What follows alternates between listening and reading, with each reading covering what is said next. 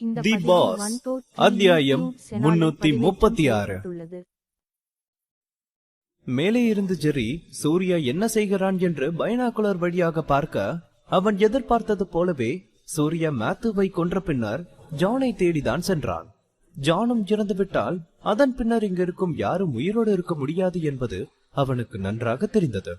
சூர்யா வேகமாக ஜானை நோக்கி சென்று கொண்டிருந்தான். ஒரு வழியாக இப்போதுதான் ஜான் ரியாக்ட் செய்தான். சக்தியை கட்டுப்படுத்தும் ஆரம்ப நிலையில் இருக்கும் ஒருவன் எப்படி இவ்வளவு வேகமாக செயல்படுகிறான்? இவன் ஏன் இவ்வளவு கலைகளை கற்று வைத்திருக்கிறான் என்று மனதினில் அவனால் சூர்யாவை சபிக்காமல் இருக்க முடியவில்லை. அவனுக்கு மட்டும் துப்பாக்கி உபயோகிக்க தெரியாமல் இருந்திருந்தால் சூர்யாவிடம் எவ்வளவு தைரியம் இருந்தாலும் அவனால் தங்கள் முன்பாக நின்றிருக்க முடியாது. தங்கள் நாட்டின் முன்னணி வீரனாக இருந்தும் இப்படி ஒரு நிலை தங்களுக்கு வந்திருக்காது.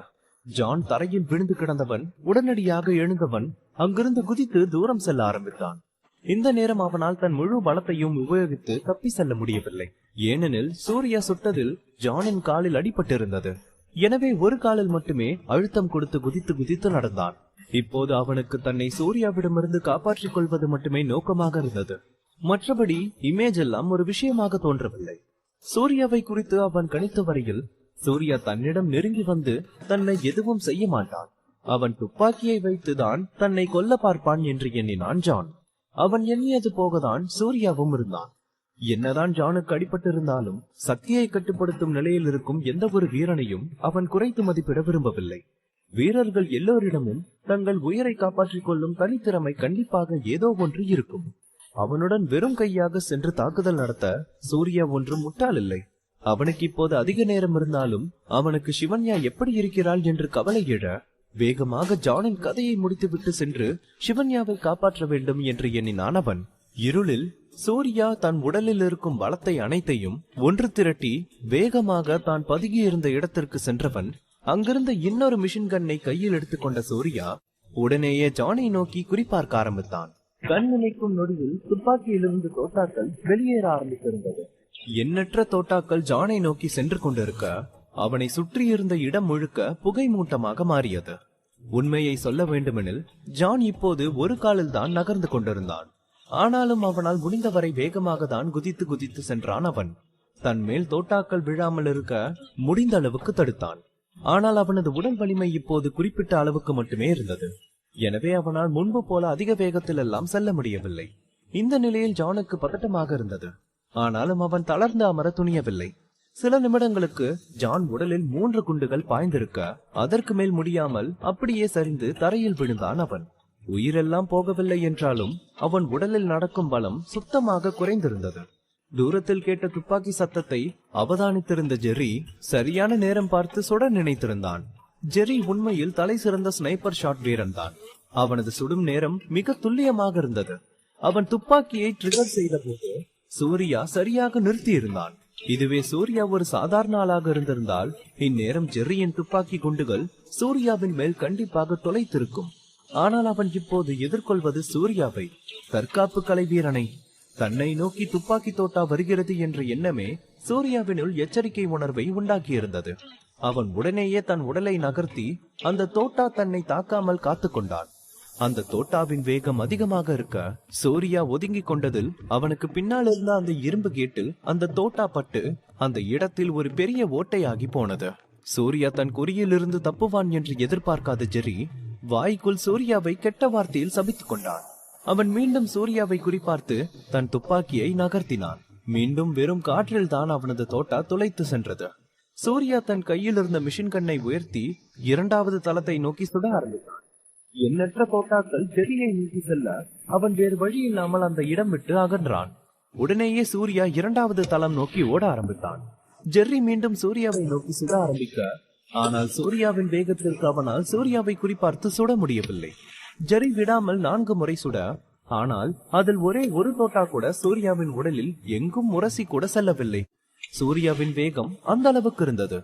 ஜெர்ரி தன் கையில் இருந்த துப்பாக்கியை தூக்கி வீசியவன் ஜாக்கியையும் மகேந்திரனையும் பார்த்து வாங்க போலாம் என்றான். என்னது என்று மகேந்திரன் அதிர்ந்து போனான். பின்னர் ஏதோ எண்ணம் தோன்ற உடனேயே சம்மதமாக தலையை அசைத்தவன் தன் பலம் முழுக்க திரட்டி அங்கிருந்து வேகமாக ஓட ஆரம்பித்தான். அவன் இப்போது அங்கிருந்து தப்பி சென்று பாதுகாப்பான இடத்தை நோக்கி ஓடிவிட வேண்டும் என்று எண்ணினான். ஆனால் அவன் அந்த தளத்தின் இறுதிப்படியில் கால் வைக்கும் போதே மீண்டும் துப்பாக்கி சத்தம் கேட்டது அவன் காதில். மகேந்திரன் அப்படியே உறைந்து போய் நின்று விட்டான். அவன் கண்கள் பயத்தில் விரிந்து கொண்டது. அவன் முன்பாக சில அடி தூரத்தில் சூர்யா கையில் மிஷின் கண்ணுடன் நின்று கொண்டு பார்த்து கொண்டிருந்தான். சூர்யாவின் இந்த அசையாத பார்வை கண்டு மகேந்திரனுக்கு மரண பயம் உண்டாகியது. அவன் உடல் கட்டுப்படுத்த முடியாமல் நடுங்கிக் கொண்டிருந்தது. ஒரு அடி கூட இருந்த இடம் விட்டு அசைய தைரியம் வரவில்லை அவனுக்கு. இன்னுமே இரவு நீண்டு கொண்டிருக்க இரவு காற்று இன்னும் கொஞ்சம் குளுமையாக வீசியது. ஆனால் எவ்வளவு குளுமையாக சூழல் இருந்த போதிலும் மகேந்திரனின் உடல் வியர்க்க ஆரம்பிக்க அவன் உடை முழுக்க வியர்வையில் நனைந்து போனது. அதுவும் சூர்யாவின் கண்களை சந்தித்த நொடி அவனுக்கு மேலும் பயந்து வந்தது. அவன் கண்கள் மிக கொடூரமாக இருந்தது. அப்போதுதான் மகேந்திரனுக்கு தன்னுடன் இன்னும் இருவர் வந்தது நினைவுக்கு வந்தது. ஆனால் அவர்கள் இருவரும் தன்னுடன் இருப்பது போல எந்த ஒரு அடையாளமும் இல்லையே என்று எண்ணினான். சூர்யா அவனை முழுவதுமாக அளவிடுவது போல பார்த்தான். அவன் எதையோ உணர்ந்து விட்டது போல மகேந்திரனின் முகம் காண்பிக்க மகேந்திரன் அதே சமயம் தன் தலையை பின்னால் திருப்பி இடதுபுறமாக திரும்பி பார்க்க அங்கே ஜெர்ரியின் நடு நெற்றியில் ஒரு குண்டு துளைத்திருக்க அவன் கண்கள் அகல திறந்தபடி விழுந்து கிடந்தான். அவன் ஏற்கனவே இறந்து போயிருந்தான். அதை கண்ட மகேந்திரனுக்கு ஜாக்கியின் நிலை என்னவாக இருக்கும் என்று புரிந்து கொள்ள முடியவில்லை. அவன் எங்கே என்று பார்க்கும் துணிவும் இல்லாமல் போனது. பயத்தில் அவனது இதயம் துடிக்கும் ஓசை வெளியே கேட்பது போல உணர்ந்தான் மகேந்திரன். அதே நேரம் சூர்யா கையில் மிஷின் கண்ணுடன் மகேந்திரனை நோக்கி நடந்து வந்தான். அதை கண்ட மகேந்திரன் பயத்தில் எச்சில் கூட்டி விழுங்கியவன் தன்னை நோக்கி வருபவனை பார்த்து, என்னால என் உயிரை காப்பாத்திக்க முடியாது போலவே என்று சொல்லிக் கொண்டான். சூர்யா தன்னை நோக்கி வருவதை கண்டு அங்கிருந்து ஓட வேண்டும் என்று மகேந்திரனுக்கு தோன்றினாலும் கூட அவன் கால்கள் மறுத்து போனது போல இருந்த இடம் விட்டு அசைய மறுத்தது. தங்கள் திட்டம் அனைத்தும் தவிடுபடியாகிவிட்டது.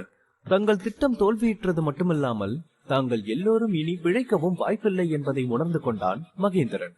அடுத்த நொடி அவனது உயிர் அவனிடம் இருக்குமா என்றே இப்போது அவனுக்கு சந்தேகமாக இருந்தது. சூர்யா ஒவ்வொரு அடியாக எடுத்து வைத்து நிதானமாக மகேந்திரனை நோக்கி நடக்க ஆரம்பித்தான். அதை கண்டு மகேந்திரனின் கால்கள் பயத்தில் மழையில் நனைந்த கோழி போல வெடவெடவென நடுங்க ஆரம்பித்தது. அவனுக்கு இன்னுமே கொஞ்சம் உணர்வுகள் இல்லாமல் போயிருந்தால் அவன் எப்போதும் மயங்கி கீழே சரிந்திருப்பான். அதே சமயம் அவன் இப்போதே மயங்கிவிட்டால் என்ன என்று ஆசைப்பட்டான். அந்த நேரம் இரவின் குளிர்ந்த காற்று அவன் உடலை தழுவி செல்ல அந்த காற்று தன்னை அப்படியே இழுத்து செல்வதை போல உணர்ந்தான் அவன். சூர்யா மகேந்திரனுக்கு 2 அடி முன்பாக வந்து நின்றவன் முகம் அவ்வளவு கடுமையை காண்பிக்க அழுத்தமான குரலில், ரோலர் கோஸ்டர் கிட்ட போகணும், நீ முன்னாடி போ என்று சொன்னான். என்னது என்று அதிர்ச்சியாக கேட்டவன் பின்னர் உடனேயே சரி சரி என்று பதில் சொன்னான். எங்கே கொஞ்சம் தாமதமாக பதில் சொன்னாலும் சூர்யா பொறுமையை இழந்து தன்னை சுட்டு விடுவானோ என்று பயந்தான் அவன். இந்த அளவுக்கு விஷயம் வந்த பின்னர் அவனுக்கு சூர்யா கேட்பதை செய்வதை தவிர வேறு வழியும் இல்லை.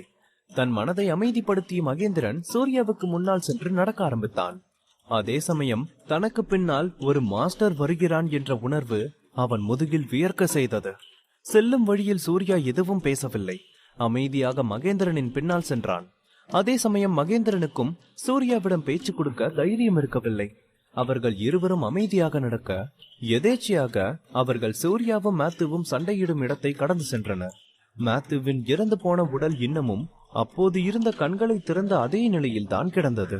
அதை கண்ட மகேந்திரனுக்கு மீண்டும் உடல் முழுக்க வியர்த்துவிட அவன் இதயம் துடிப்பதை ஒரு நொடி நிறுத்தியது. மேத்யூவின் இறந்த உடலை கண்டதும் சூர்யாவின் முகத்தில் யோசனை உண்டாக அதை கண்டு உறைந்தே போனான் மகேந்திரன். இன்னும் என்ன யோசிக்கிறான்? அதான் ஆல்ரெடி மேத்யூவை கொன்னுட்டானே, இனியும் அவனை அப்படியே விட போறது இல்லையா என்று மனதினுள் கேட்டுக்கொண்டான் மகேந்திரன். அதே சமயம் சூர்யா சற்று குனிந்து தன் ஒரு கையால் மேத்யூவின் இறந்து போன உடலை தூக்கி கொண்டு நடக்க ஆரம்பித்தான். சூர்யா அந்த உடலை வைத்து என்ன செய்ய போகிறான் என்று மேத்யூவிற்கு தெரியவில்லை என்றாலும் கூட அதை வாய்விட்டு கேட்கும் அளவிற்கு தைரியமும் அவனுக்குள் இல்லை. அவன் சூர்யாவுக்கு பின்னால் அமைதியாக செல்ல ஆரம்பித்தான். அவர்கள் இருவரும் இன்னும் சில அடிகள் தூரம் நடந்ததும் அங்கே ஜான் விழுந்து கிடப்பதை கண்டனர். அவனை சுற்றி ரத்தம் தேங்கி கிடந்தது. ஆனால் அவன் இன்னும் இறக்கவில்லை. அதே சமயம் எங்கும் செல்லும் அளவுக்கு பலமும் அவன் உடலில் இல்லாமல் தரையில் கிடந்த ஜானின் உடல் நடுங்கிக் கொண்டிருந்தது. அது பயத்தினால் உண்டான நடுக்கமில்லை. சூர்யா துப்பாக்கியால் சுட்டதில் அவன் முதுகு தண்டில் ஒரு குண்டு பாய்ந்திருந்தது. அதன் காரணமாக தான் அவனது உடல் நடுங்கிக் கொண்டிருந்தது.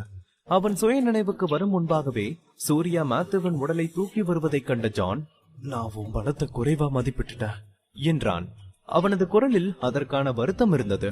இன்னும் கொஞ்சம் நன்றாக திட்டமிட்டிருந்தால் இந்த அளவுக்கு தங்களுக்கு சேதம் உண்டாகாமல் தடுத்திருக்கலாம் என்று இப்போது வருந்தினான் அவன். சூர்யா சக்தியை கட்டுப்படுத்தும் தற்காப்பு கலைஞன் என்பது மட்டும்தான் அவர்களுக்கு தெரியும். எனவே அதை வைத்துதான் அவர்கள் அனைத்தையும் திட்டமிட்டிருந்தனர். அவனுடன் ஒப்பிடும்போது தானும் மேத்யூவும் அவனை விட பலசாலிகள் என்பதில் அவர்களுக்கு எந்தவித ஐயமும் இல்லை.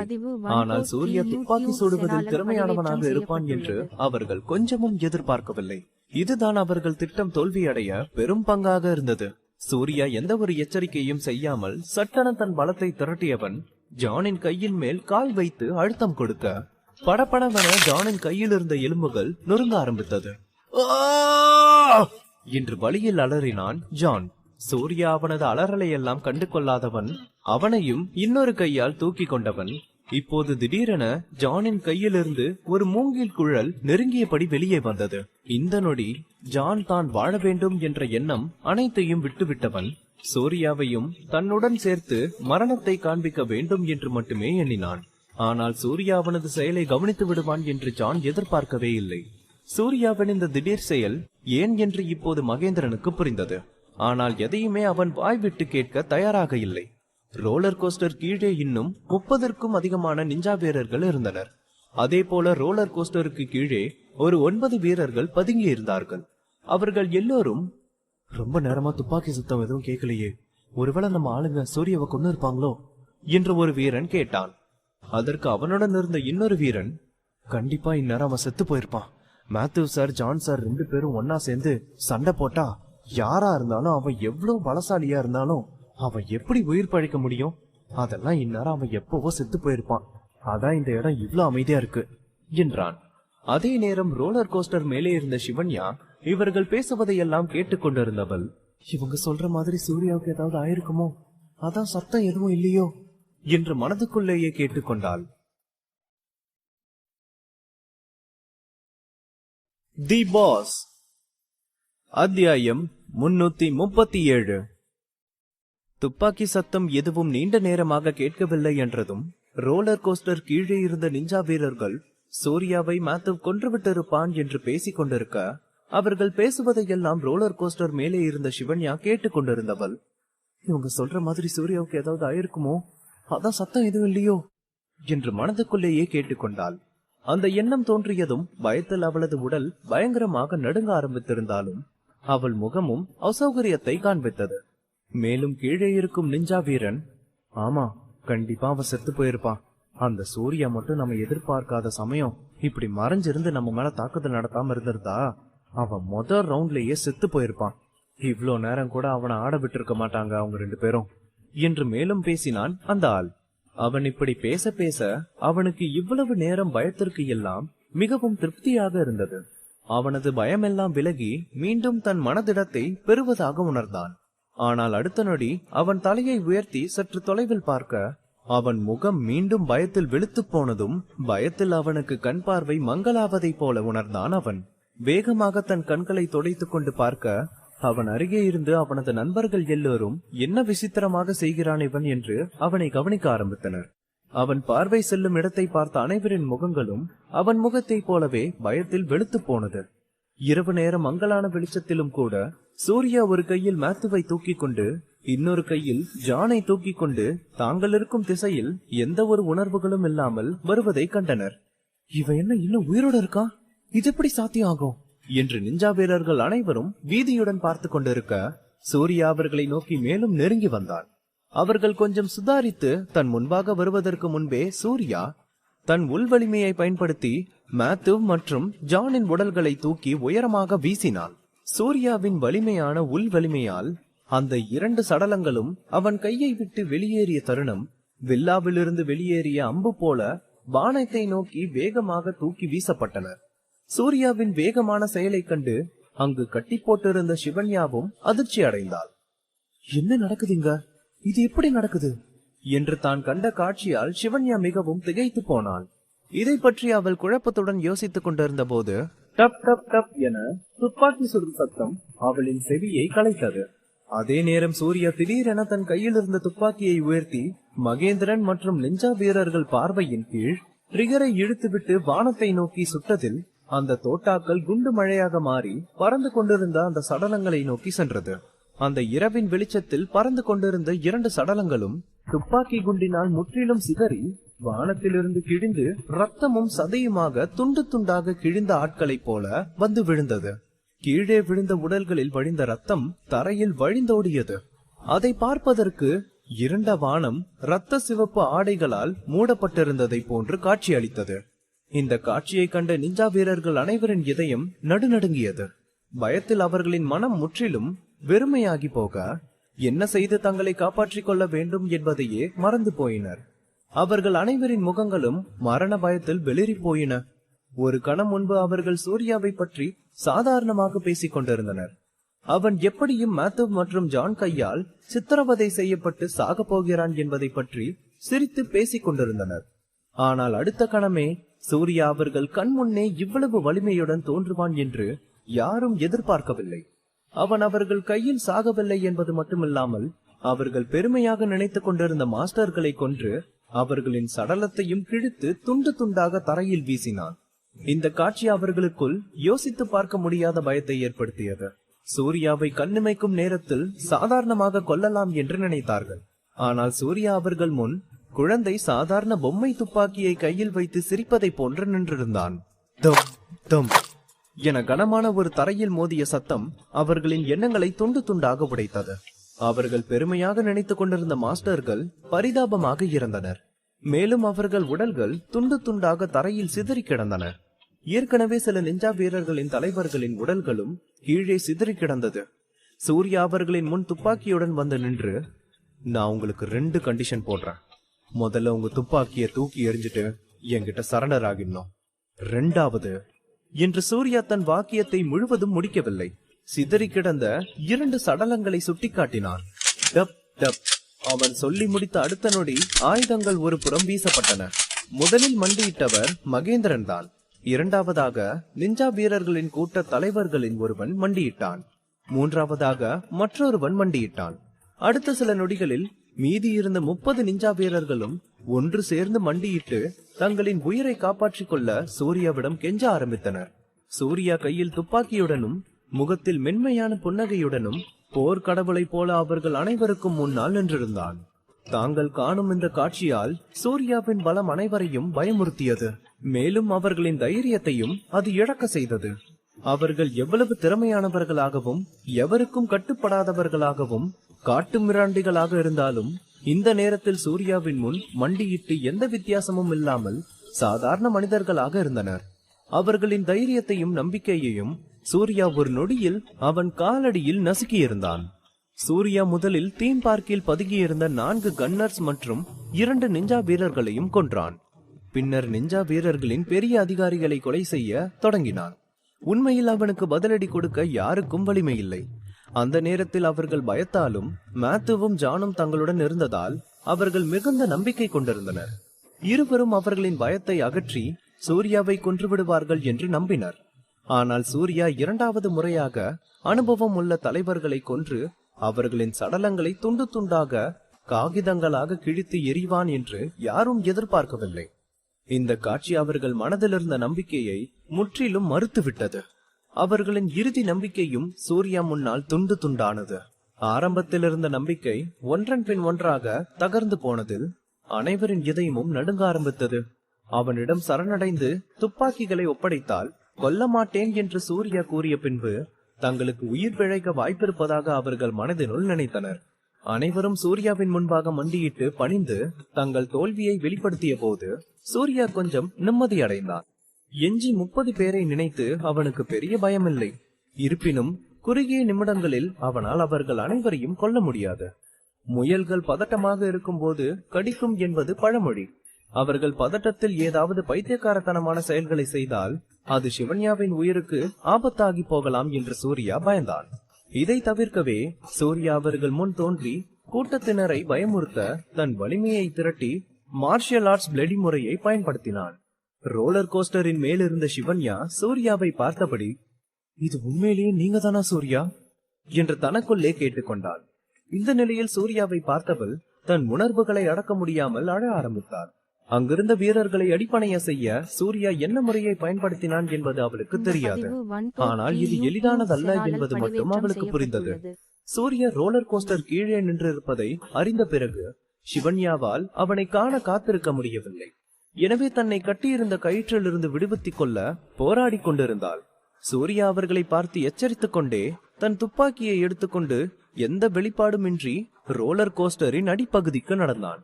பின் அங்கிருந்த பட்டனை அழுத்த ரோலர் கோஸ்டர் மெதுவாக மேல் நோக்கி நகரத் தொடங்கியது. சிவன்யா சூர்யா தன்னை நோக்கி வருவதை கண்டதும் கயிற்றிலிருந்து தன்னை விடுவிக்க போராடுவதை நிறுத்திவிட்டு சூர்யாவை எதிர்பார்ப்புடன் பார்த்து கொண்டிருந்தாள். சிறிது நேரத்தில் சூர்யா துப்பாக்கியுடன் ரோலர் கோஸ்டரின் உச்சியில் வந்து சிவன்யா அருகில் வந்து நிறுத்தினான். சூர்யாவை அருகில் கண்ட சிவன்யா மிகவும் உற்சாகமாக அடைந்தாள். அந்த சமயம் அவளுக்கு ஒரு பெரிய பேரழிவிலிருந்து தப்பிய உணர்வு ஏற்பட கட்டுப்பாட்டில்லாமல் அவள் கண்களிலிருந்து கண்ணீரை வழிந்தது. சிவன்யா இருந்த பொட்டியில் வந்து குதித்தான் சூர்யா. மகேந்திரனும் அவனது ஆட்களும் சூர்யாவை கீழிருந்து ரகசியமாக பார்த்தபோது சூர்யா தன் கண்ணில் எந்த உணர்வும் இன்றி அவர்களை பார்த்து கொண்டிருப்பதை கண்டனர்.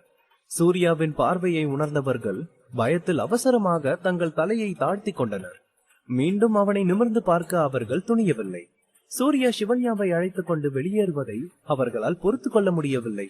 சூர்யா மட்டும் அவர்களை துப்பாக்கியை கீழே போட சொல்லாமல் இருந்திருந்தால் அவர்கள் இருவரும் வெளியேறுவதை தாங்கள் தடுக்க முயற்சித்திருப்போம் என்று எண்ணினார்கள்.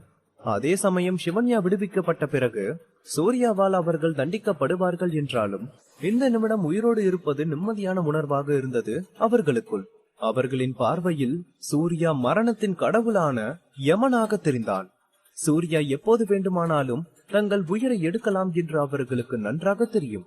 சூர்யாவை மீண்டும் பார்த்ததில் சிவன்யா அடக்க முடியாமல் அவன் தோளில் சாய்ந்து அழ ஆரம்பித்தான். சூர்யா அவள் முதுகை லேசாக தட்டி கொடுத்து, பயப்படாத, வா போகலாம் என்று ஆறுதல் கூறினான். நடந்த விஷயங்களை நினைவு கூற இது நேரமில்லை என்பதை சூர்யா அறிந்திருந்தான். கீழே இருந்த இடம் விட்டு அசைய துணியாமல் நிஞ்சா வீரர்கள் அனைவரும் தரையில் மண்டியிட்டு இருக்க அந்த காட்சியை கண்ட சிவன்யா மிகவும் திகைத்து போனாள். அவள் முகத்தில் அந்த அதிர்ச்சி இன்னும் மறையாமல் இருந்தது. சூர்யா சிவன்யா கைகளை இறுக்கமாக பிடிக்க அவனின் வலிமை அவளின் உடலையும் நிரப்பியது. கீழே இறங்கியதும் கண்ணிமைக்கும் நேரத்தில் சிவன்யாவுடன் ஓடிய சூர்யா சில நொடிகளில் அங்கிருந்து மறைந்தான். நிஞ்சா வீரர்கள் அனைவரும் பயத்தில் மண்டியிட்டிருந்தாலும் அனைவருமே பயிற்சி பெற்ற வீரர்கள். அனைவரின் முன்பாக இருக்கும் துப்பாக்கிகளை எடுப்பது அவ்வளவு கஷ்டமான விஷயமில்லை. எனவே சூர்யா தீம் பார்க்கை விட்டு கொஞ்சம் கவனமாக வெளியேற வேண்டும் என்று நினைத்தான்.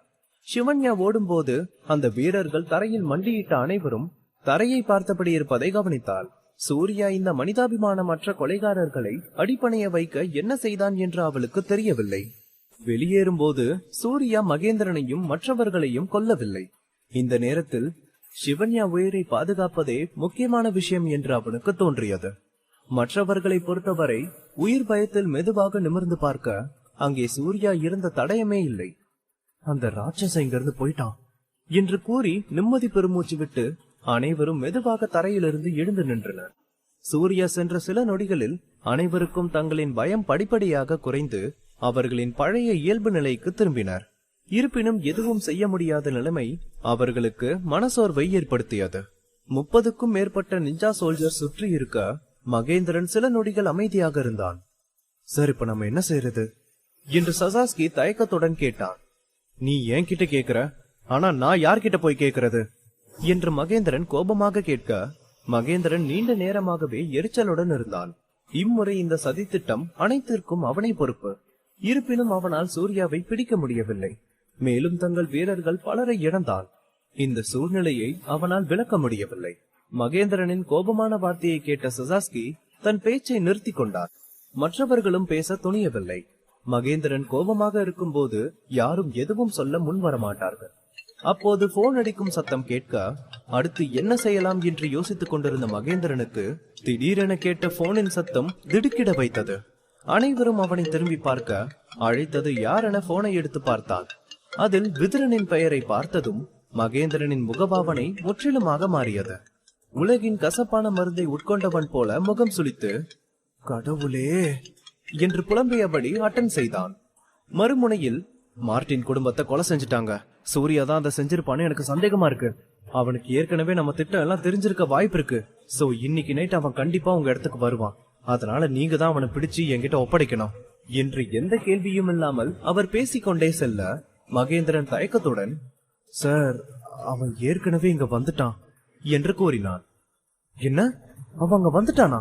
இப்ப அங்க என்ன நிலைமை? அவனை தப்பிக்க விட்டுட்டியா என்று விதுரன் கேட்க, சார், அவன் ஏற்கனவே ஜான் சாரையும் மேத்யூ சாரையும் கொன்னுட்டு அந்த பொண்ணையும் காப்பாத்திட்டு கூட்டிட்டு போயிட்டான் என்றான் Mahendran. How is this possible என்று திகைத்து போனார். மற்றவர்களுக்கு தெரியாமல் இருக்கலாம், ஆனால் ஜான் மற்றும் மேத்யூவின் சக்தியால் சூர்யாவை கொல்ல முடியும் என்பதை அவர் நன்கு அறிந்திருந்தார். ஆனால் இப்போது அவர்கள் சூர்யாவால் கொல்லப்பட்டனர் என்பதை அவரால் நம்ப முடியவில்லை. விதுரன் மேலும் எதையோ கேட்க நினைத்த போது தொலைபேசியின் மறுமுனையிலிருந்து துப்பாக்கி சூடு சத்தம் கேட்டது. தி பாஸ், அத்தியாயம் 338. மகேந்திரன் விதுரனிடம் சூர்யா வந்த பின்னர் நடந்த அனைத்தையும் சொல்ல, எல்லாவற்றையும் கேட்ட விதுரன் மேலும் எதையோ கேட்க நினைத்த போது தொலைபேசியின் மறுமுனையிலிருந்து துப்பாக்கி சூடு சத்தம் கேட்டது. திடீரென துப்பாக்கி சத்தம் கேட்டதும் அங்கிருந்த அனைவரும் திரும்பி பார்த்தனர். தூரத்தில் சூர்யா திரும்பி வந்து துப்பாக்கியுடன் நின்று கொண்டிருந்தான். சிவன்யாவை பாதுகாப்பான இடத்தில் மறைத்து வைத்த பிறகு திரும்பி அனைவரையும் கொல்ல வந்திருக்கிறான். சூர்யா ஏற்கனவே இங்கிருந்து சென்று விட்டான் என்று அனைவரும் நினைத்துக் கொண்டிருக்க, டப் டப் டப் என தோட்டாக்கள் வெளியேற ஏற்கனவே நிஞ்சா வீரர்களில் இருவர் தரையில் விழுந்து ரத்தம் சிதறியது. அச்சோ, அவன் மறுபடியும் வந்துட்டான், அவன் நம்ம எல்லாரையும் கொல்ல போறான், எல்லாரும் சீக்கிரம் ஓடுங்க என யார் கத்தினார்கள் என்று தெரியவில்லை. குரல் கேட்ட நொடி கூட்டம் நாலாபுறமும் சிதறி ஓடியது. அதே நேரம் மகேந்திரனின் கண்களில் திகைப்புடன் அந்த இடத்திலேயே நின்று கொண்டிருந்தான்.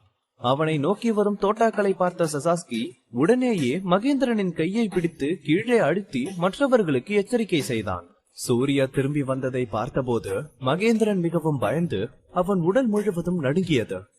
என்னாச்சு, என்ன நடக்குதாங்க என தொலைபேசியின் மறுமுனையிலிருந்து விதுரனின் குரல் வந்தது. போனில் துப்பாக்கி சூடு சத்தம் அவருக்கும் தெளிவாக கேட்டது.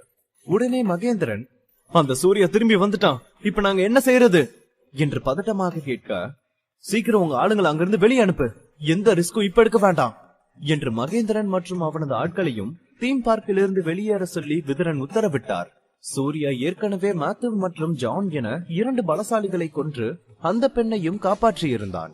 மேலும் இப்போது அந்த பெண்ணை வைத்தும் தங்கள் ஆட்களை காப்பாற்ற முடியாது. இங்கு யாரும் அவனுக்கு எதிரியும் இல்லை. ஆனால் சூர்யா அவர்களை கொல்ல திரும்பி வந்திருந்தான். ஓகே சார் என்று மகேந்திரன் சொன்னதும் விதுரன் போனை துண்டித்தார். துப்பாக்கி சத்தம் கேட்டு அனைவரும் நகர துணியாமல் தரையில் படுத்திருந்தனர். சில நொடிகள் கழித்து துப்பாக்கி சுடு சத்தம் நின்றது. சூர்யா சுடுவதை நிறுத்தினான். துப்பாக்கி சத்தம் நின்றதால் அவர்களை சுற்றி அமைதி நிலவியது.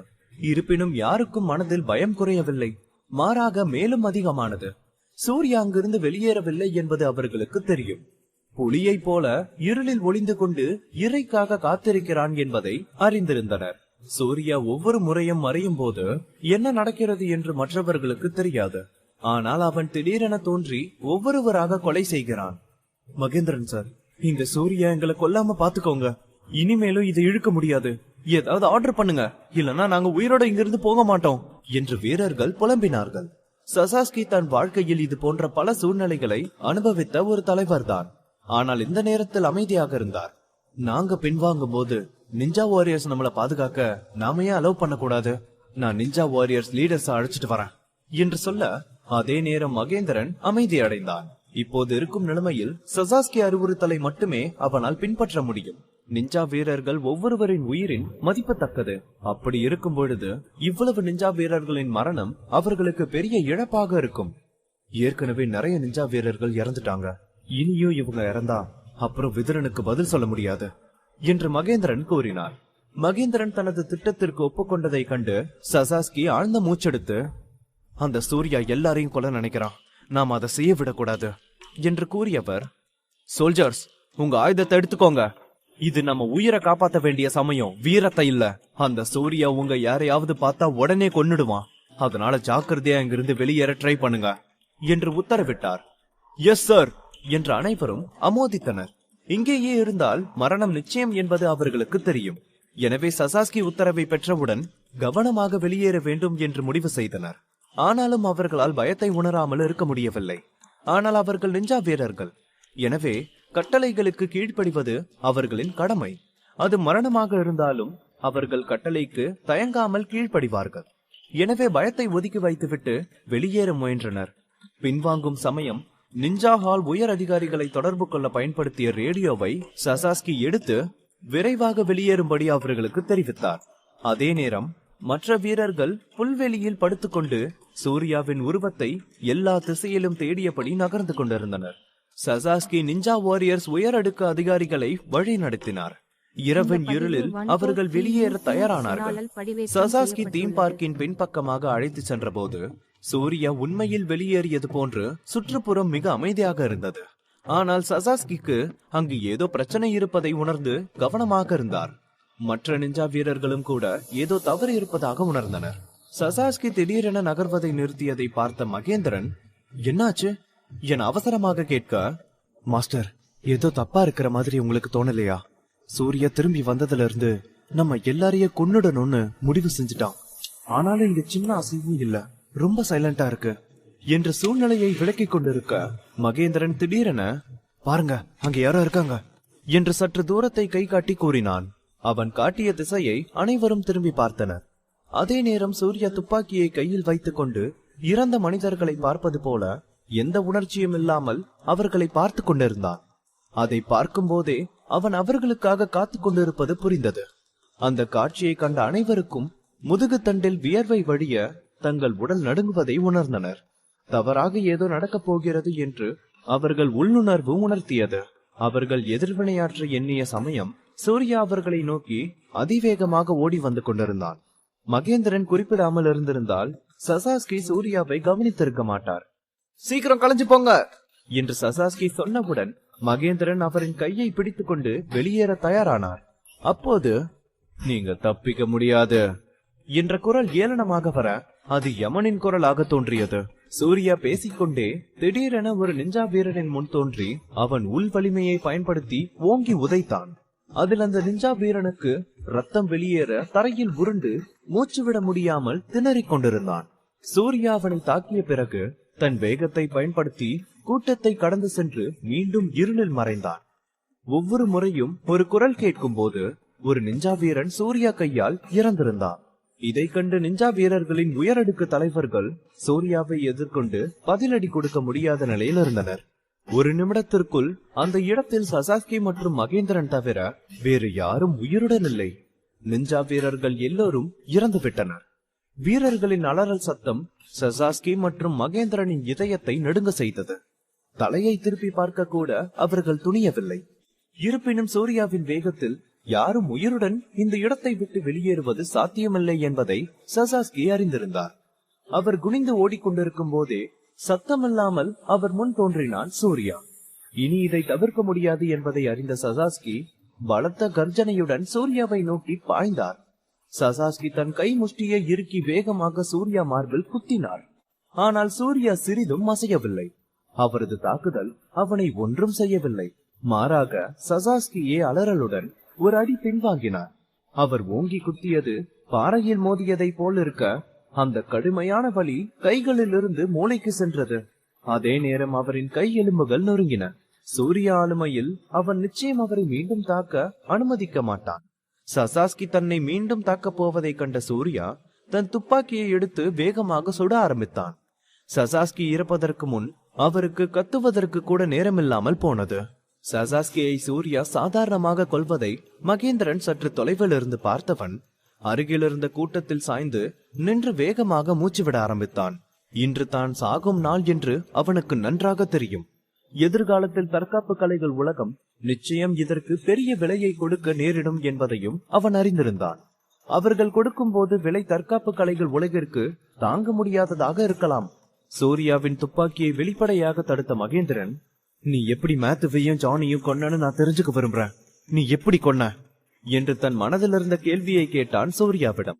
இன்றிரவு தெரிந்து கொள்ள வேண்டிய முக்கிய கேள்வியாக இதுவே அவன் மனதில் இருந்தது. மேத்யூவும் ஜானும் இறக்காமல் இருந்திருந்தால் நிலைமை இப்படி முடிந்திருக்காது. அவனது கேள்விக்கு சூர்யா பதிலளிக்கவில்லை. அதற்கு மாறாக அவன் ஓங்கி அவன் கன்னத்தில் அடித்தான். அவன் இறக்கும் தருணத்தில் கூட மகேந்திரன் அவனின் கேள்விக்கு பதிலை தேடினான். அவனின் கண்கள் கேள்விக்கான பதிலை எதிர்பார்த்தபடி சூர்யாவையே வெறித்தபடி இருந்தது. மகேந்திரன் மரணத்திற்கு பிறகு சூர்யா அவனை ஒரு முறை திரும்பி பார்த்துவிட்டு நேராக தீம் பார்க் நோக்கி சென்றான்.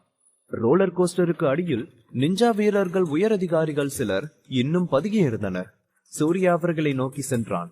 சிறிது நேரத்தில் துப்பாக்கி சுடும் சத்தம் கேட்க அந்த உயர் அதிகாரிகள் அனைவரும் எந்த அச்சுறுத்தலையும் ஏற்படுத்தாமல் மறைந்தனர். சூர்யா சில நொடிகளில் அவர்களின் உடலை கடந்து சென்று அடுத்து தனது அறுவடையை ஆரம்பித்தான். யாரும் தப்பி போக வழி இல்லாமல் சில வினாடிகள் அங்கிருந்த அனைவரும் கொல்லப்பட்டனர். சிவன்யா தீம் பார்க் வெளியில் இருந்த ஒரு புதரில் ஒளிந்து கொண்டிருந்தாள். அவ்வப்போது சூர்யா திரும்பி வந்துவிட்டானா என்று பார்க்க புதருக்கு வெளியே எட்டி பார்த்து கொண்டிருந்தாள். நேரம் மெதுவாக செல்ல சிவன்யா கவலை அடைய தொடங்கினாள். ஏன் இவ்வளோ நேரம்? உங்களுக்கு எதுவும் ஆகலல்ல என்று அடிக்கடி அவன் வருகிறானா என்று பார்த்து கொண்டே தனக்குள்ளே புலம்பிக் கொண்டிருந்தாள். அப்போது நில ஒளியின் கீழ் சிவன்யா தொலைவில் இருந்து சூர்யா நடந்து வருவதை கண்டாள். அவனுடைய உடை முழுவதும் இரத்த சாயம் பூசப்பட்டிருந்தது. சூர்யா, உங்களுக்கு என்ன ஆச்சு? ஏதாவது அடிபட்டுருச்சா? நான் பாக்கட்டுமா என்று கவலையுடன் கேட்டுக்கொண்டே அவனின் உடலை சோதித்து பார்த்தாள். உடனே சூர்யா அவளை தடுத்து நிறுத்தி, இது என்னோட ரத்தம் இல்ல, எதிரியோட ரத்தம், நான் நல்லா இருக்கேன் என்று சொல்லி சிரித்தான். அவன் சொன்னதை கேட்டு நிம்மதி பெருமூச்சு விட்ட சிவன்யா, உங்களுக்கு எதுவும் ஆகலையே, அதுவே சந்தோஷம் என்றால் மகிழ்ச்சியாக. உடனே சூர்யா அவளை மேலும் கீழுமாக பார்த்து, உனக்கு என்னாச்சு? அவங்க உன்னை ஏதாவது காயப்படுத்தினாங்களா என்று சிவன்யாவை கேட்டான். சாதாரணமாக பார்க்கும்போது எதையும் கண்டுபிடிக்க முடியவில்லை. ஆனால் குழுவாக சேர்ந்து ஏதாவது துன்புறுத்தினார்களோ என்று பயந்தான். ஒன்னும் பிரச்சனை இல்ல, நான் நல்லா இருக்கேன் பாருங்க என்று சொல்லிக்கொண்டே ஒரு சுற்று சுற்றினாள் சிவன்யா.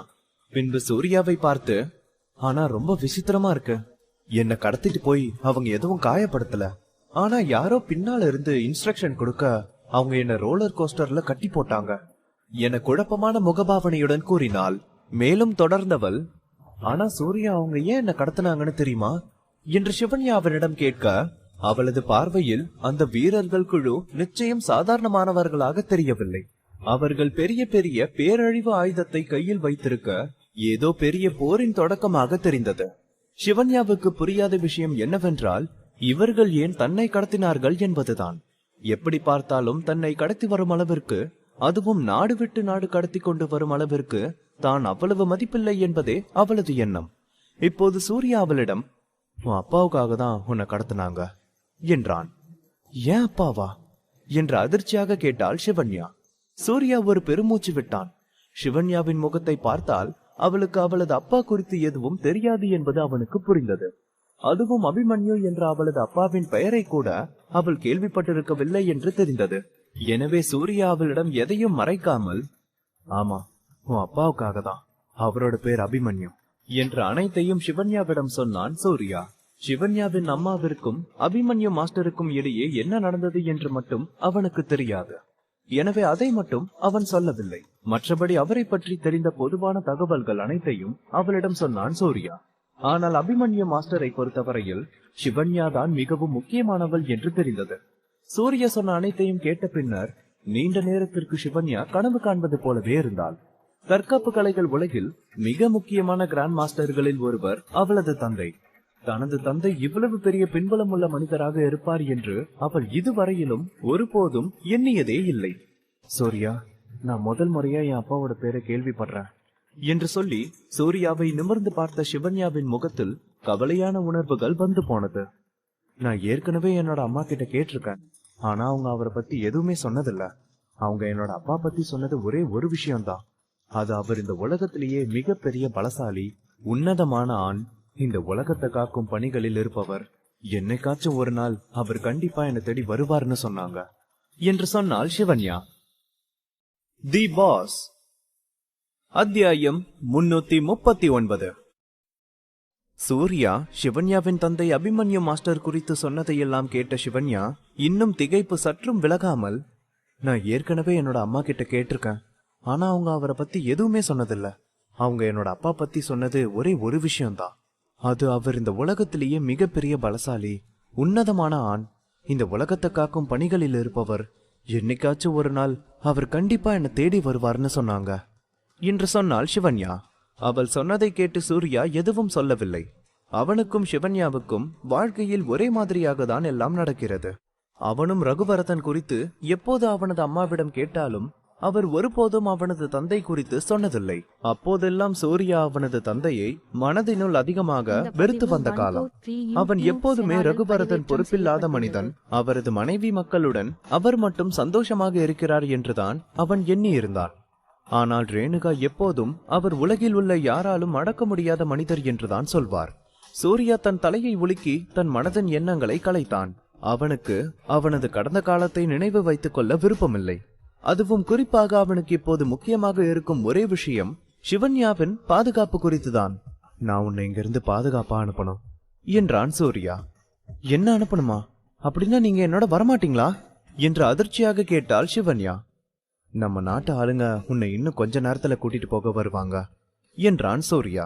அவன் லங்காவிற்கு வருவதற்கு முன்பாக ருத்ரனை வைத்து இங்கிருக்கும் டார்க் ஃபோர்ஸ் ஆட்களை தொடர்பு கொண்டு பேசியிருந்தான். அதே போல அரை மணி நேரத்திற்கு முன்பாகவே அவன் அந்த டார்க் ஃபோர்ஸ் ஆட்களுக்கு தகவல் அனுப்பியிருந்தான்.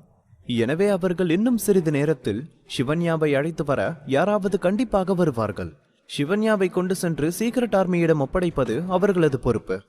அப்ப நீங்க சூர்யா, நீங்க என்னோட வரலையா என்று மீண்டும் கேட்டாள் சிவன்யா. சூர்யா அவளுக்கு மறுப்பாக தலையை அசைத்தவன், என்னால் இப்போ வர முடியாது என்றான்.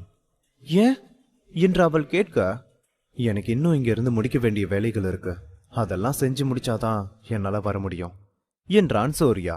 உண்மையும் அதுதான். அவனால் இப்போதைக்கு சிவன்யாவுடன் சேர்ந்து செல்ல முடியாது. ஏனெனில் அவன் இப்போதுதான் நிஞ்சா வீரர்கள் அவ்வளவு பேரை கொன்று குவித்து வந்திருக்கிறான். எனவே லங்காவை சேர்ந்தவர்கள் அவனை அவ்வளவு எளிதாக விட மாட்டார்கள். அதே சமயம் சிவன்யாவின் விஷயம் அப்படி இல்லை. ஏனெனில் அவள் இப்போது கிராண்ட் மாஸ்டர் அபிமன்யுவின் மகள்.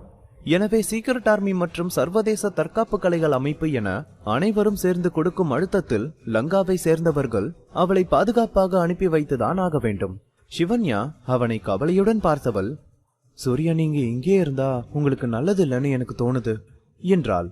அவளுக்கு எதுவும் தெரியாமல் அப்பாவியாக அவள் இருந்தாலும் கூட ஒரு உயிரை கொல்வதற்கான விலை என்ன என்பதை அவள் நன்றாகவே அறிவாள். அதோடு சூர்யா ஒருவர் இருவரை கொல்லவில்லை, கிட்டத்தட்ட 100ற்கும் மேற்பட்ட ஆட்களை கொன்றுவிட்டு வந்திருக்கிறான்.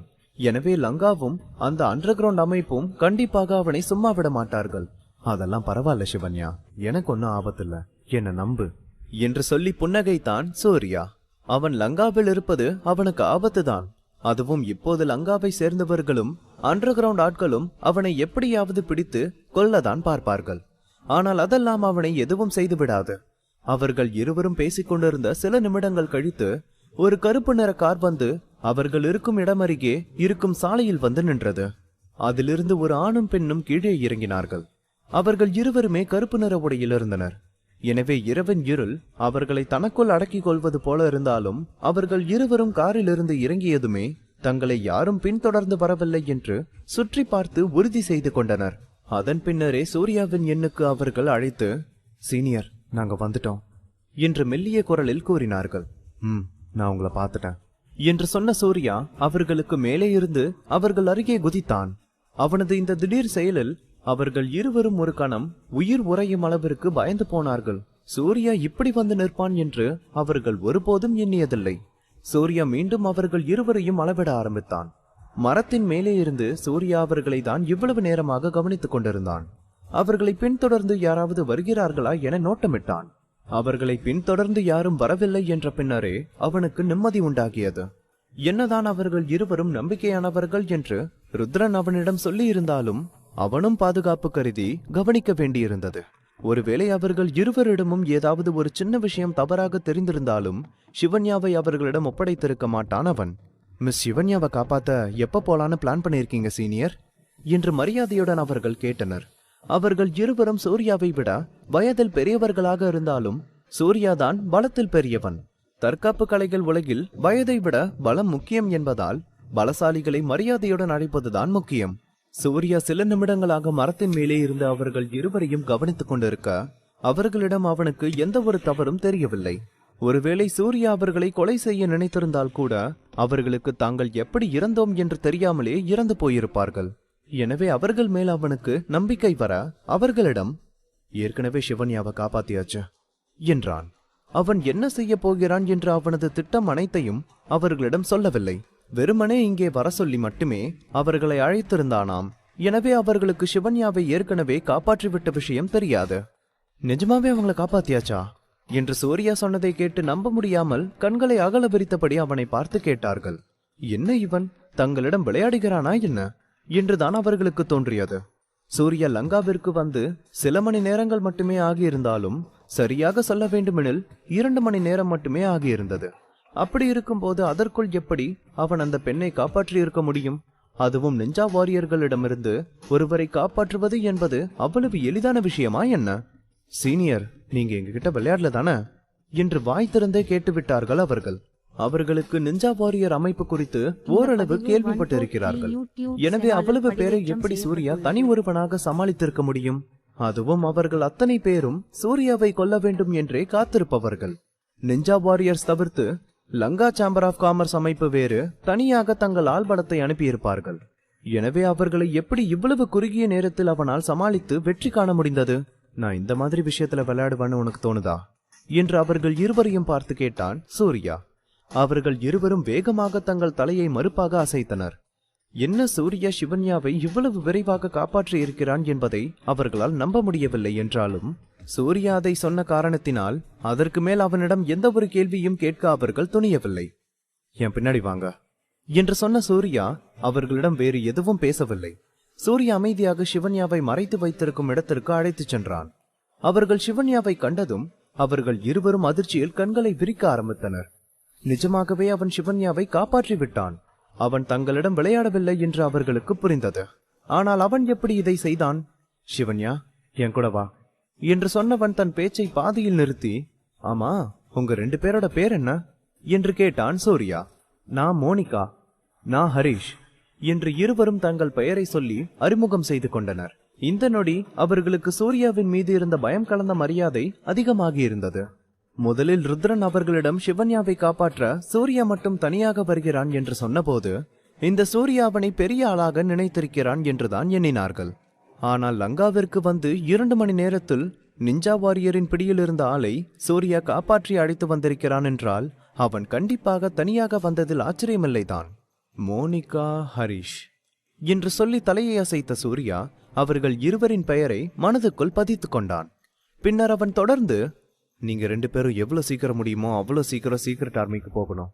முடிஞ்சா இன்னைக்கு நைட்டே சிவன்யாவை அனுப்பிடணும் என்றான் சூர்யா. நீங்க கவலைப்படாதீங்க சீனியர், நாங்க பாதுகாப்பா சிவன்யாவை கொண்டு போய் சேர்த்துருவோம் என்று சொன்னால் மோனிகா. முன்பு இருந்த நிலையிலிருந்து இப்போது சிவன்யாவின் நிலை முற்றிலும் மாறுபட்டிருந்தது. முன்பு சிவன்யா ஒரு சாதாரண பெண் கல்லூரி மாணவி. ஆனால் இப்போது உலகம் போற்றும் கிராண்ட் மாஸ்டர்களில் ஒருவரின் மகள். அவளது இப்போதைய சமூக அந்தஸ்து நிலை கண்டிப்பாக சாதாரண ஆட்களின் நிலையிலிருந்து மாறுபட்டுதான் இருக்கும். உங்க விஷயம் என்ன சீனியர், நீங்க திரும்பி போகலையா என்று ஒரு நொடி அமைதிக்கு பின்னர் கேட்டான் ஹரிஷ். சிவன்யா போகிறாளா என்பதை விட சூர்யா போகிறானா இல்லையா என்று தெரிந்து கொள்ளதான் அவன் அதிக ஆர்வமாக இருந்தான். என்னால இப்போதைக்கு திரும்பி போக முடியாது, எனக்கு இன்னும் இங்கே செய்ய வேண்டிய வேலைகள் கொஞ்சம் இருக்கு என்று சொன்னான் சூர்யா. அவனே போக வேண்டும் என்று நினைத்தாலும் கூட அவனால் இப்போது போக முடியாது. அவன் எதிர்பார்த்ததை போல எல்லாம் நடந்திருந்தாலும் கண்டிப்பாக இந்நேரம் தற்காப்பு கலைகள் உலகம் முழுவதும் அவன் சிவன்யாவை காப்பாற்ற மார்டினையும் அவனது மகனையும் கொன்ற விஷயம் தெரிந்திருக்கும். எனவே அவனுக்கு இப்பொழுது காத்திருப்பது மரணம்தான். இப்படிப்பட்ட சூழலில் அவனும் சிவன்யாவும் ஒன்றாக பயணம் செய்வது சரியாக இருக்காது. அதோடு இப்போதைய நிலையில் அவள் அவனுக்கு பாரமாக தான் இருப்பாள். சீனியர், நீங்க இங்கே இருந்தா கண்டிப்பா உங்களுக்கு அது நல்லதில்ல என்று கவலையுடன் சொன்னான் ஹரிஷ். சூர்யா எப்படி சிவன்யாவை காப்பாற்றினான் என்று அவனுக்கு தெளிவாக தெரியவில்லை என்றாலும் கூட சூர்யா கண்டிப்பாக நிறைய பேரை கொன்றிருப்பான் என்று அவன் அறிவான். இப்படிப்பட்ட சூழலில் இங்கிருக்கும் தற்காப்பு கலை உலகம் அவனை தேட ஆரம்பித்திருக்கும். அதெல்லாம் பிரச்சனை இல்ல, நான் பார்த்துப்பேன் என்று சொல்லி தலையசைத்தான் சூர்யா. பின்னர் தன் போனை வெளியே எடுத்தவன் மோனிகாவிற்கும் ஹரிஷிற்கும் மார்டின் வீட்டில் எடுத்த வீடியோவையும் தீம் பார்க்கில் எடுத்த புகைப்படங்களையும் வீடியோக்களையும் அனுப்பி வைத்தான். அவன் தொடர்ந்து, நீங்க திரும்பி போனதும் ருத்ரன் பிரதர் கிட்ட பேசிட்டு இந்த வீடியோவையும் போட்டோஸையும் தற்காப்பு கலைகள் சர்வதேச அமைப்பு இணையதள பக்கத்துல பதிவிட சொல்லணும். இதுலதான் லங்கா சேம்பர் ஆஃப் காமர்ஸ் அமைப்புக்கு சிவன்யாவோட கடத்தல் விஷயத்துல தொடர்பு இருக்குன்னு ஆதாரம் இருக்கு என்று சொன்னான் சூர்யா. என்னது, லங்கா சேம்பர் ஆஃப் காமர்ஸ் குறித்த ஆதாரமா என்று சூர்யா சொன்னதை கேட்டு அவர்கள் இருவரின் முகமும் சந்தோஷத்தில் மின்ன ஆரம்பித்தது. அவர்களிடம் ஆதாரம் இருப்பதால் உலகின் முன்னணி வீரர்கள் அனைவரும் லங்கா சேம்பர் ஆஃப் காமர்ஸுக்கு எதிராக தங்களுக்கு பக்கபலமாக நிற்பார்கள். எனவே அவர்கள் இருவரும் ஆர்வமாக சூர்யா அனுப்பிய அந்த வீடியோவை திறந்து பார்க்க ஆரம்பித்தனர். வீடியோவில் மார்ட்டின் அவர்களின் திட்டத்தை தெளிவாக அவனிடம் சொல்வது பதிவாகியிருந்தது. மார்ட்டின் சொன்ன தகவலில் தீம் பார்க்கில் 100க்கும் மேற்பட்ட நிஞ்சா வீரர்கள் பதுங்கி இருக்கிறார்கள் என்று கேட்டதும் அவர்கள் இருவரும் ஒருவரை ஒருவர் அதிர்ச்சியுடன் பார்த்து கொண்டனர். அவ்வளவு பேர் இருந்திருக்கிறார்கள் என்றால் அது ஒரு சிறிய போர் நடந்ததற்கு சமம். அவன் எப்படி தனியாக இதை செய்தான்? இதையெல்லாம் அவர்கள் இருவரும் யோசித்துக் கொண்டிருக்கும் போதே மார்ட்டின் தொடர்ந்து வீடியோவில் பேசிக் கொண்டிருந்தார். அதில் நிஞ்சா வீரர்களை தவிர இன்னும் 2 சீனியர் தற்காப்பு கலைஞர்கள் இருக்கிறார்கள் என்று கேட்டதும் மேலும் அதிர்ச்சியாகி போனது அவர்களுக்கு. அவர்கள் இருவரும் ஒரே நேரத்தில் சீனியர், அந்த 2 பேரு என்று அடக்க முடியாமல் கத்திவிட்டார்கள். அவர்கள் இருவருக்கும் இப்போது சூர்யா எப்படி சிவன்யாவை காப்பாற்றினான் என்று தெரிந்து கொண்டே ஆக வேண்டும் என்று தோன்றியது. ஆனால் அவர்கள் முழுதாக கேள்வி கேட்கும் முன்பாகவே சூர்யா அவர்கள் பேச்சில் குறுக்கிட்டவன், அவங்க செத்துட்டாங்க என்றான். செத்துட்டாங்களா என்று தொண்டை அடைக்க கேட்டார்கள் அவர்கள் இருவரும். அவ்வளவு பெரிய ஜாம்பவான்களை சூர்யா கொன்று விட்டானா என்று அவர்களால் நம்பவே முடியவில்லை. இந்த விஷயம் மட்டும் வெளியே தெரிந்தால் உலகமே அவனை வியப்புடன் தான் பார்க்கும். நான் அந்த போட்டோஸ் கூட உங்களுக்கு அனுப்பியிருக்கேன். நீங்க போயிட்டு ருத்ரன் பிரதர் கிட்ட அந்த போட்டோஸ் கொடுத்து அவங்க யாருன்னு செக் பண்ணுங்க என்று சாதாரணமாக சொன்னான் சூர்யா. தி பாஸ், அத்தியாயம் 340. சூர்யா கொடுத்த ஆதாரத்தில் மார்ட்டின் 2 வலிமையான தற்காப்பு கலைஞர்கள் இருப்பதாக சொல்ல அதை கேட்ட மோனிகாவும் ஹரிஷும் அதிர்ச்சியாக சூர்யாவிடம் அவர்கள் இருவரை அவன் எப்படி சமாளித்தான் என்று கேட்க அவனோ அவர்கள் இருவரும் இறந்து விட்டதாக சொன்னான். உடனேயே செத்துட்டாங்களா என்று தொண்டை அடைக்க கேட்டார்கள் அவர்கள் இருவரும். அவ்வளவு பெரிய ஜாம்பவான்களை சூர்யா கொன்று விட்டானா என்று அவர்களால் நம்பவே முடியவில்லை. இந்த விஷயம் மட்டும் வெளியே தெரிந்தால் உலகமே அவனை வியப்புடன் தான் பார்க்கும். நான் அந்த போட்டோஸ கூட உங்களுக்கு அனுப்பியிருக்கேன். நீங்க போயிட்டு ருத்ரன் பிரதர் கிட்ட அந்த போட்டோஸ கொடுத்து அவங்க யாருன்னு செக் பண்ணுங்க என்று சாதாரணமாக சொன்னான் சூர்யா. ஜானும் மாத்துவும் கண்டிப்பாக யாரோ ஊர் பேர் தெரியாத ஆட்களாக இருக்க முடியாது என்று சூர்யா உறுதியாக நம்பினான். சீக்ரெட் ஆர்மியினர் கொஞ்சமாக அது குறித்து தேடினாலே அவர்கள் இருவரை குறித்த தகவல்கள் அவர்களுக்கு தெரிந்துவிடும். அவர்கள் யாரென தெரிந்துவிட்டாலே அதன் பின்னர் சிவன்யாவின் கடத்தலுக்கு பின்னால் லங்கா சேம்பர் ஆஃப் காமர்ஸுக்கு தொடர்பு இருக்கிறது என்று தெரிந்துவிடும். சூர்யா சொன்னதை கேட்டு மோனிகாவும் ஹரிஷும் வேகமாக தலையை அசைத்தவர்கள் உடனேயே தங்கள் போனில் சூர்யா அனுப்பியிருந்த அந்த போட்டோக்களை பார்க்க ஆரம்பித்தனர். அந்த போட்டோவை பார்த்த அடுத்த நொடி அவர்கள் இருவரின் முகமும் மொத்தமாக வெளுத்து போனது. அவர்கள் இருவரும் ஏற்கனவே இது போல நிறைய மரணங்களை பார்த்திருந்தாலும் கூட சூர்யா அனுப்பிய போட்டோக்களை பார்த்து அவர்களால் அதிர்ச்சியாகாமல் இருக்க முடியவில்லை. அவ்வளவு இறந்த உடல்களுக்கு மத்தியில் இருந்த சில உடல்களை அவர்களால் அடையாளம் காணவும் முடிந்தது. அதில் ஒன்று மகேந்திரனின் உடல். அவர்தான் நிஞ்சா வாரியர்ஸ் படைகளுக்கு தளபதி போன்றவர். லங்காவில் அவர் மிகவும் பிரபலமான மனிதர். ஆனால் இந்த புகைப்படத்தில் அவர் இறந்து கிடக்கும் காட்சி மிக பயங்கரமாக இருந்தது. மகேந்திரனின் உடலை தவிர சூர்யா மேலும் சிலரது உடல்களை தெளிவாக புகைப்படம் எடுத்தும் இருந்தான். அதையெல்லாம் பார்த்து மோனிகாவும் ஹரிஷும் நம்ப முடியாத அதிர்ச்சியுடன் ஒருவரை ஒருவர் பார்த்து கொண்டனர். அவர்களால் தாங்கள் பார்க்கும் விஷயத்தை நம்பவே முடியவில்லை. அவர்களுக்கு தெரிந்த வரையில் அதிலிருந்து 2 பேரின் உடல்கள் லங்கா சேம்பர் ஆஃப் காமர்ஸை சேர்ந்தவர்கள். அவர்கள் இருவரையும் சூர்யா எளிதாக கொன்றுவிட்டிருந்தான்.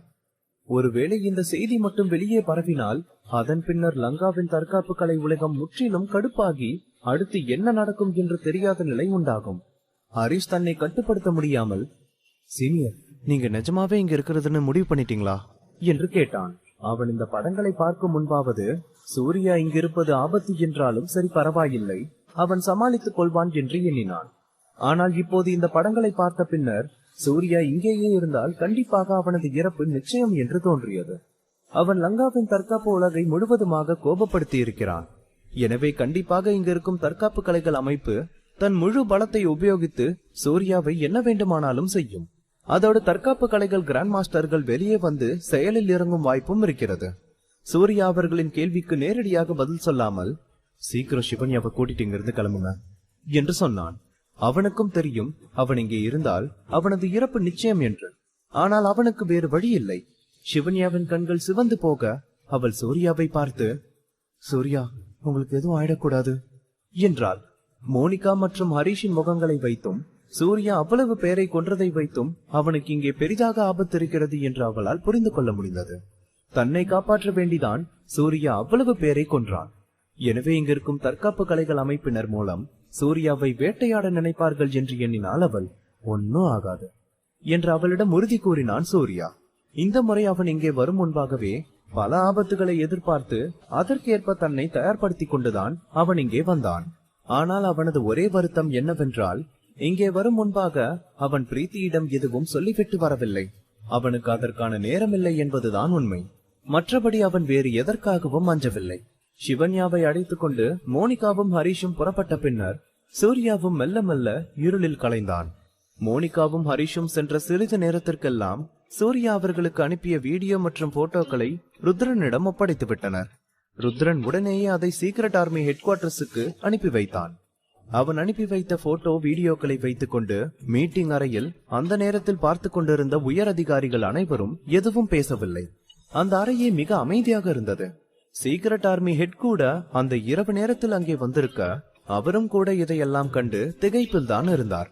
சூர்யா எப்படி 2 ஜாம்பவான்களை வீழ்த்தினான் என்ற கேள்விதான் அங்கிருந்த அனைவரின் மனதிலும் மீண்டும் மீண்டும் ஓடிக்கொண்டிருந்த ஒரே கேள்வி. என்னதான் அவன் தன்னுடைய பலத்தினால் அவர்களை கொல்லவில்லை என்றாலும் கூட அவன்தானே துப்பாக்கியின் உதவியுடன் அவர்களை கொன்றது. அவர்கள் இருவரை கொன்றது தங்கள் நாட்டை சேர்ந்தவன். அவர்கள் இருவரும் தற்காப்பு கலையினர். எனவே அந்த பாரத்தை தாங்கள் தான் தாங்க வேண்டியிருந்தது. மாஸ்டர், அந்த 2 பேரும் யாருன்னு நம்ம கண்டுபிடிச்சிட்டோம் என்று சீக்ரெட் ஆர்மி அமைப்பினர் ஜான் மற்றும் மேத்யூ குறித்த விவரங்கள் அனைத்தையும் கொண்டு வந்து அவர் முன்பாக வைத்தனர். சீக்ரெட் ஆர்மி ஹெட் அதை பார்த்தவர், அவங்க 2 பேரும் நிஜமாவே தற்காப்பு கலையை சேர்ந்தவங்க தானா என்று கேட்டார். என்னதான் சூர்யா அவர்களை குறித்த விவரங்களை வீடியோவில் அனுப்பியிருந்தாலும் கூட அவரால் இன்னமும் அதை நம்ப முடியவில்லை. எனவேதான் இப்போதும் அதே கேள்வியை கேட்டார் அவர். எஸ் மாஸ்டர், ஒருத்தனோட பேர் ஜான், இன்னொருத்த மேத்யூ. மேத்யூ 10 வருஷத்துக்கு முன்னாடி ஒரு முறை பயிற்சியில இருக்கும்போது அந்த பயிற்சியின் காரணமா ஆக்சிடென்ட் ஆகி அதுல அவனுக்கு பயங்கரமா அடிபட்டுடுச்சு. அதை வச்சு மார்டின் ஃபேமிலி அவன் இறந்துட்டதா அனௌன்ஸ் பண்ணிட்டாங்க. ஜானும் அதே மாதிரிதான். 5 வருஷத்துக்கு முன்னாடி ஒரு கார்பரேட்டுக்கு எதிரா அவன் எதையோ செய்ய போய் அவனுக்கு அது மூலமா அடிபட்டுடுச்சு. அதுக்கப்புறம் அவனும் இறந்துட்டதா வெளி உலகுக்கு அறிவிச்சிருந்தாங்க. ஆனா எல்லாமே போய் இத்தனை வருஷம் கழிச்சு இப்ப சூர்யா இங்க போனதும் நிஞ்சா வாரியர்ஸ் கூட சேர்த்து இவங்க 2 பேரை அனுப்பி சூர்யாவை கொலை பண்ண திட்டமிட்டு இருக்காரு ருத்ரன். இவங்க 2 பேருக்கும் வெளி உலக பொறுத்தவரை எந்த ஒரு அடையாளமும் இல்ல. இவங்க வெளி உலக பொறுத்தவரை இறந்து போனவங்க. அவங்க ஜான் மேத்யூவை வச்சு இது போல அண்டர் கிரவுண்ட் வேலைகளை நிறைய செஞ்சிருக்கலாம். ஆனா இப்ப சூர்யா மூலமா தான் இந்த விஷயம் வெளியில வந்திருக்கு என்று சீக்ரெட் ஆர்மி ஆபீசர் சொல்ல சொல்ல அங்கிருந்த அனைவரும் அதிர்ச்சியுடன் கேட்டுக்கொண்டிருந்தனர். இவர்கள் சொன்ன தகவல் படி பார்த்தால் இறந்து போன அந்த இருவரும் சூர்யாவை விட 10 வயதாவது பெரியவர்கள். சூர்யா எப்படி இதை செஞ்சான்? அவங்க 2 பேரும் ஒன்னும் சாதாரண ஆட்கள் இல்ல. அப்புறம் எப்படி சூர்யாவால அவங்கள கொல்ல முடிஞ்சது என்று தன்னை கட்டுப்படுத்த முடியாமல் அந்த அறையில் இருந்த ஒருவர் கேட்டார். பொதுவாக பேச வேண்டுமெனில் ஆயுதங்கள் எல்லாம் தற்காப்பு கலைகள் முன்பாக எதுவுமே செய்ய முடியாது. தற்காப்பு கலைஞர்கள் ஆயுதங்களை பார்த்து அஞ்ச மாட்டார்கள். அவர்களுக்கு ஆபத்து வரப்போகிறது என்றால் அதை முன்னாலேயே உணர்ந்து கொள்ளும் திறன் இருக்கிறது. துப்பாக்கியிலிருந்து வரும் தோட்டாவின் வேகத்தை விட தற்காப்பு கலைஞர்கள் வேகமாக செயல்படுவார்கள். எனவே துப்பாக்கியினால் அவர்களுக்கு எந்தவித ஆபத்தும் இல்லை. ஆனால் இப்போதோ சூர்யா கொன்ற ஜான் மேத்யூ இருவருமே துப்பாக்கியால் தான் இறந்திருக்கிறார்கள். சூர்யா அவங்களை எப்படி கொன்னான்னு எந்த ஒரு விளக்கமும் கொடுக்கல சார். அவர் நம்ம கிட்ட இந்த நியூஸ சர்வதேச தற்காப்பு அமைப்போட இணையதளத்துல பதிவிட மட்டும்தான் கேட்டிருக்காரு என்றார் அந்த சீக்ரெட் ஆர்மி ஆபீசர். மாஸ்டர், இந்த போட்டோ வீடியோவை நாம வெளியில விட போறோமா இல்லையா என்று சீக்ரெட் ஆர்மி ஹெட்டை பார்த்து கேட்டார் அவர். வெளியில விடுங்க, ஏன் வெளியில விடக்கூடாது என்று உறுதியாகவும் அதே சமயம் சற்று கேலியாகவும் சொன்ன ஹெட், அவங்க 1 அடி பாஞ்சா நம்ம 10 அடி பாய வேண்டாமா என்று சீற்றத்துடன் கேட்டார். மாஸ்டர், இந்த போட்டோஸ் வெளியில போனா அப்புறம் தற்காப்பு கலைகள் உலகத்துல இருக்கிறவங்களுக்கு கடுப்பாகி அப்புறம் அது சூர்யாவுக்கு பிரச்சனையாக வாய்ப்பு இருக்கு. அப்ப இந்த போட்டோ வெளியில விடலனா சூர்யாவுக்கு பிரச்சனை இல்லைன்னு சொல்ல வரீங்களா என்று கேட்டார் ஹெட். ஏற்கனவே இந்த விஷயம் நடப்பதற்கு முன்பே எதிர்த்தரப்பினர்களுக்கும் தங்களுக்கும் இடையே கட்டம் சரியில்லை என்பதுதான் உண்மை. இப்போது சூர்யாவின் செயல்கள் மூலம் அந்த பிரச்சனை இன்னும் ஆழமாக இருக்கிறது. இந்த பிரச்சனையை குறைக்கவே முடியாத அளவிற்கு சென்றிருந்தது. அது மட்டுமே வித்தியாசம். உண்மைதான் மாஸ்டர், இப்ப சூர்யாவோட பாதுகாப்பு தான் நமக்கு பெரிய பிரச்சனை. எனக்கு தெரிஞ்சு ஏற்கனவே அவங்க தற்காப்பு அமைப்பு சூர்யாவை கண்டுபிடிச்சு கொல்ல பிளான் பண்ணிருப்பாங்க. மாஸ்டர், இப்ப நம்ம சூர்யாவுக்கு பாதுகாப்புக்காக யாரையாவது அனுப்புவோமா என்று ஒருவர் அவசரமாக கேட்டார். அவர்களுக்கு தெரிந்து சூர்யாவிடம் ஒரு கிராண்ட் மாஸ்டருக்கான தகுதியும் திறமையும் இருப்பதாகவே தோன்றியது. எனவே அவனுக்கு லங்காவில் ஏதாவது நடப்பதை தாங்கள் வேடிக்கை பார்த்தால் அது தங்கள் நாட்டிற்கு உண்டாகும் மிகப்பெரிய இழப்பு. இந்த கேள்வியில் சீக்ரெட் ஆர்மி ஹெட்டின் முகம் யோசனையில் சுருங்கியது. அவரும் இவ்வளவு நேரமாக இது குறித்து தான் யோசித்துக் கொண்டிருந்தார்.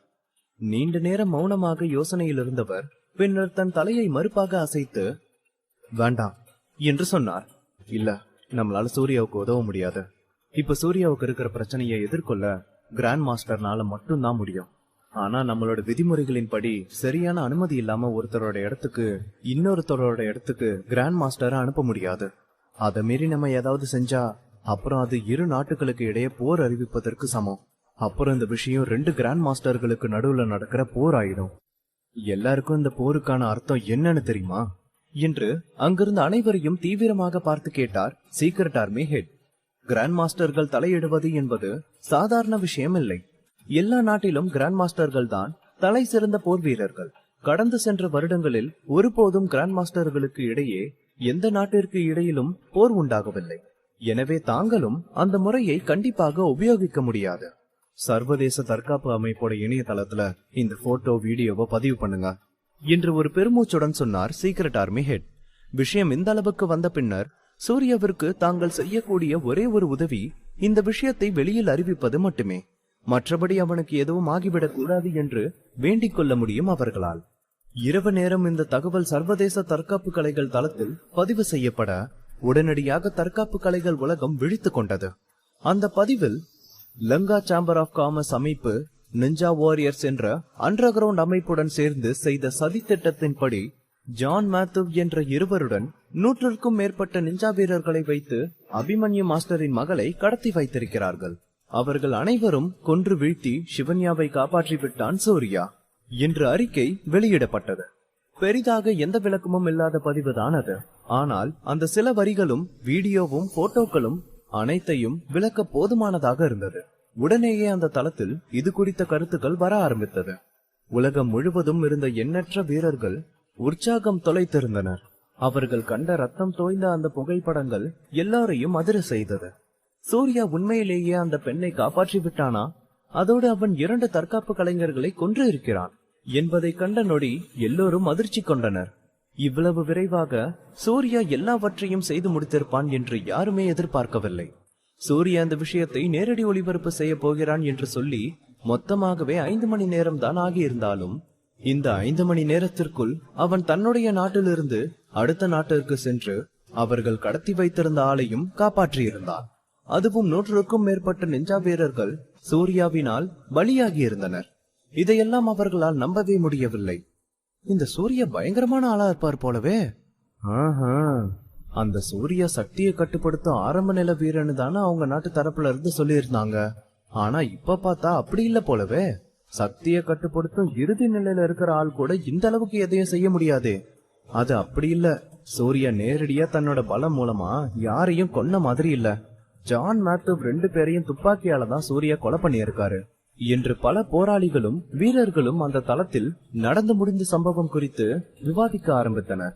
சீக்ரெட் ஆர்மி சூர்யா சிவன்யாவை காப்பாத்துறத நேரடி ஒளிபரப்பு செய்ய போறேன்னு தானே சொல்லியிருந்தாங்க. ஆனா ஏன் அவங்க நேரடி ஒளிபரப்பு செய்யல? ஒருத்தவங்களை காப்பாத்துறத எப்படி நேரடி ஒளிபரப்பு செய்ய முடியும்? உங்களுக்கு இன்னும் விஷயம் புரியலையா? அந்த நேரடி ஒளிபரப்பு செய்யறேன்னு சொன்னது வெறும் கண் துடைப்புக்காக தான். ஆரம்பத்துல இருந்தே சூர்யா அந்த எண்ணத்துல இல்ல. செம்ம பிளானு. ஆனா இந்த பிளான் அப்படியே நம்பினதுதான் அவங்களோட முட்டாள்தனம்.